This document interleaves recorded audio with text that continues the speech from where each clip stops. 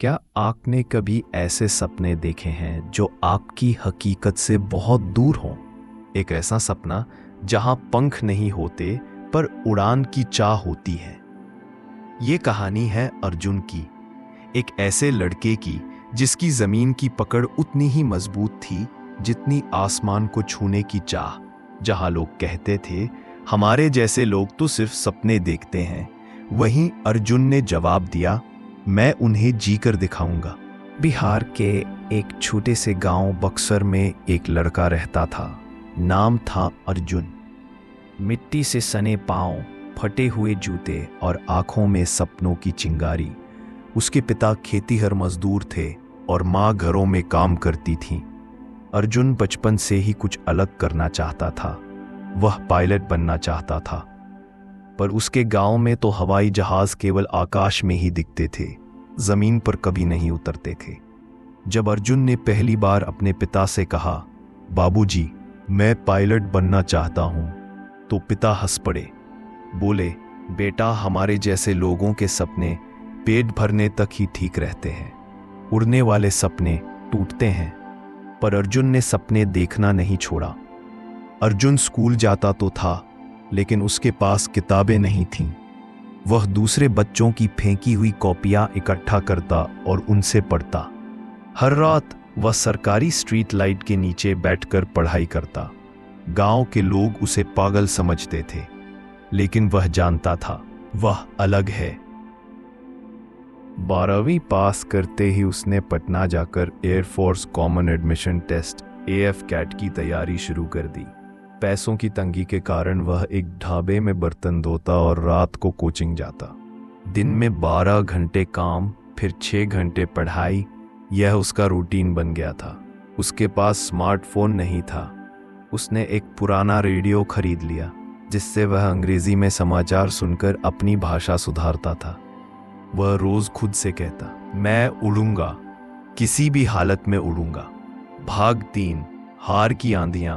3 बार AF CAT की परीक्षा में वह फेल हो गया। तीसरी बार रिजल्ट देखकर उसके आंखों से आंसू छलक पड़े। उसने खुद से पूछा, क्या बाबूजी सही थे? क्या हमारे जैसे लोगों के लिए उड़ने के सपने वाकई फिजूल हैं? उस रात वह ढाबे में नहीं गया। नदी किनारे बैठकर देर तक रोता रहा। तभी एक बूढ़ा फेरी वाला आया और बोला, बेटा, हार तब होती है जब तुम मान लो कि तुम हार गए। तू अगर आज हार मान ले तो कल की जीत खुद शर्मिंदा हो जाएगी। अर्जुन ने अपनी आंखें पोंछी और फैसला किया, ये आखिरी बार होगा, लेकिन अब की बार पूरी ताकत से। उसने हर गलती पर ध्यान दिया, कोचिंग छोड़ी और खुद से दिन रात पढ़ाई की। चौथी बार जब रिजल्ट आया तो अर्जुन को अपने कानों पर यकीन नहीं हुआ। वह पास हो गया था। सिलेक्शन कॉल लेटर उसके हाथ में था। ट्रेनिंग के लिए उसे हैदराबाद जाना था। जब वह गांव लौटा तो लोगों की आंखों में हैरानी और गर्व था। वही अर्जुन जिसे लोग पागल कहते थे, अब आकाश का बेटा बनने जा रहा था। उसके बाबूजी ने पहली बार उसे गले लगाया और कहा, माफ कर बेटा, मैं तेरे सपनों को समझ नहीं पाया। ट्रेनिंग के साल मुश्किल थे, लेकिन अर्जुन अब बदल चुका था। अब वह सिर्फ सपने देखने वाला लड़का नहीं था, बल्कि वह उन्हें पूरा करने वाला योद्धा बन गया था। 3 साल बाद पहली बार जब अर्जुन ने अपनी यूनिफॉर्म पहनी और हेलमेट पहना तो उसकी आंखें नम थीं। उसके सामने रनवे था और अंदर आत्मविश्वास।